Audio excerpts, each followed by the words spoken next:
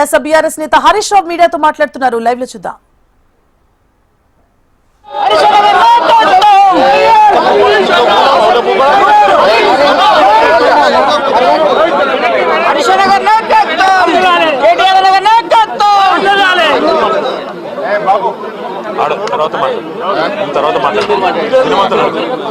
అందరికీ బాబు సైలెన్స్ ఒక్క నిమిషం ప్లీజ్. అందరికీ నమస్కారం. ముఖ్యంగా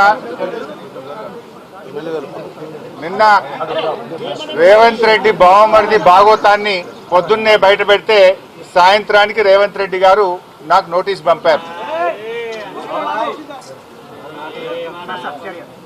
నిన్న నోటీస్ కూడా ఎప్పుడు ఇచ్చారు? నిన్న రాత్రి దాదాపు 9 గంటల సమయంలో మా ఇంటి దగ్గర మా మెయిడ్కు నోటీస్ ఇచ్చి వెళ్ళారు. నేను ఆ సమయంలో సిద్దిపేట నియోజకవర్గంలో నా ప్రజలతో వివిధ కార్యక్రమాల్లో పాల్గొన్నాను.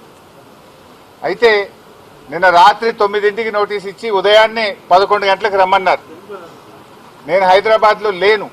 అయినా కూడా రాత్రే హైదరాబాద్ చేరుకొని ఈరోజు వాళ్ళు ఇచ్చిన నోటీస్ మీద మేము హాజరు కావాలని చెప్పి నిర్ణయం తీసుకున్నాం. ఎందుకంటే మాకు చట్టాన్ని గౌరవిస్తాం, న్యాయ వ్యవస్థ మీద నమ్మకం ఉంది, తప్పకుండా వెళ్తాం. వాళ్ళు ఇచ్చిన నోటీస్ మీద మేము హాజరు కావాలని చెప్పి నిర్ణయం తీసుకున్నాం. ఎందుకంటే మాకు చట్టాన్ని గౌరవిస్తాం, న్యాయ వ్యవస్థ మీద నమ్మకం ఉంది, తప్పకుండా వెళ్తాం. మేము ఏ తప్పు కూడా చేయలేదు, అందువల్ల భయపడము. ఈ రేవంత్ రెడ్డి తాటాకు చప్పుళ్లకు బెదిరే ప్రశ్నే ఉత్పన్నం కాదు. ఎందుకంటే ఇలా రేవంత్ రెడ్డి మాకు తెలుసు, నిన్న ఆయన బావమర్ది భాగవతాన్ని పొద్దున బయట పెడితే సాయంత్రానికి నోటీసు పంపిండు. ఆ భాగవతం మీద కనీసం ఒక్క మంత్రి గాని ప్రభుత్వం నుంచి స్పందన కూడా లేదు. ఎందుకంటే మేము అన్ని ఆధారాలతో నిజాలు బయట పెట్టినాం కనుకనే ఆ సమాధానం లేక డైవర్షన్ టాక్టిక్స్ కోసం ఈ నోటీస్ పంపిండని అర్థమైతా ఉంది. నిన్ననే చెప్పినాం మేము, ఈ దండుపాలెం ముఠా రేవంత్ రెడ్డి కేబినెట్ ఏ రకంగా వాటాలు పంచుకోవడంలో తన్నుకుంటున్నారో అన్ని విషయాలు బయట పెట్టాం.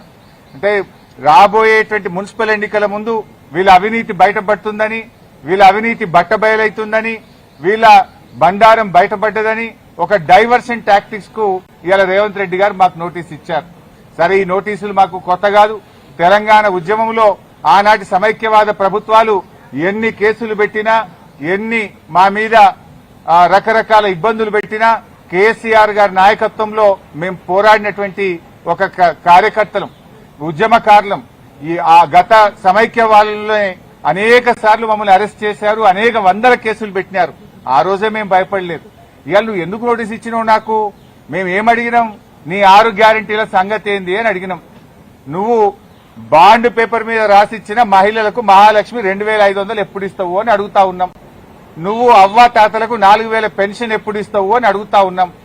నీ యొక్క అక్రమాలు, నీ బొగ్గు కుంభకోణము, నీ పవర్ కుంభకోణము, నీ హిల్ టీపీ ఇండస్ట్రీస్ కుంభకోణము, నీ భూ కుంభకోణాలు అసెంబ్లీ వేదికగా, ప్రజావేదికగా ఎప్పటికప్పుడు నిన్ను ప్రశ్నిస్తా ఉన్నాం. సో నీ కుంభకోణాలు బయటపడుతున్నాయి. నీ వాటాల పంచాయతీలు స్వయంగా మంత్రులే ఒకరి మీద ఒకరు బయట పెట్టుకుంటుంటే నీ పరువు పోతుందని, నీ వాటాల విషయం ప్రజలకు అర్థమవుతుందని డైవర్షన్ కోసం ఈ నోటీసులు ఇస్తున్నావు. మాకు తెలియదా? ఇవాళ కృష్ణా నీళ్లను ఆంధ్రాకి అప్పచెప్తున్నావు. అదేవిధంగా గోదావరి నీళ్లను ఇవాళ చంద్రబాబు నాయుడు గారి ప్రభుత్వం, ఆంధ్రప్రదేశ్ ప్రభుత్వం గోదావరి నీళ్లను మళ్లించి మరి బనకచెర్లకు, నల్లమల్ల సాగర్ తీసుకుపోతుంటే నీ చేతగాని తనాన్ని ఎప్పటికప్పుడు నిలదీసింది బీఆర్ఎస్ పార్టీ, ప్రశ్నించింది బీఆర్ఎస్ పార్టీ. నీ యొక్క బండారాన్ని బయటపెట్టింది బీఆర్ఎస్ పార్టీ. సో నువ్వు అచేతనం అయిపోయినావు. నీదంతా బయటపడిపోతా ఉంది కనుక ఈ డైవర్షన్ టాక్టిక్స్ చేస్తున్నావు. మాకు తెలియదా? నువ్వు ఎన్నికలకు ఈ డ్రామాలు ఆడుతుంటావు. పంచాయతీ ఎన్నికల ముందు అప్పుడేమో మా కేటీఆర్ గారికి నోటీస్ ఇస్తావు. ఇప్పుడు మున్సిపల్ ఎన్నికలకు రేపో మాపో నోటిఫికేషన్ వస్తుంది కనుక మాకు నోటీస్ ఇస్తా ఉన్నావు. నీ సంగతి తెలియదు ఏముంది? మొన్న పంచాయతీ ఎన్నికల ముందేమో రైతు బంద్ వేసినావు. ఇప్పుడు యాసంగి పంటకు ఎందుకు రైతు బంద్ వేస్తలేవు? పంచాయతీ ఎన్నికలు లేవు. కేసీఆర్ గారు ఎప్పుడైనా డిసెంబర్ నుంచే రైతు బంద్ స్టార్ట్ చేసిండు. జనవరి అయిపోయినా రైతు బంద్ పట్టలేదు. పంచాయతీ ఎన్నికల ముందేమో బతుకమ్మ చీరలు ఇచ్చినావు, మహిళలకు వడ్డీ లేని రుణం ఇచ్చినావు, రైతు బంద్ ఇచ్చినావు.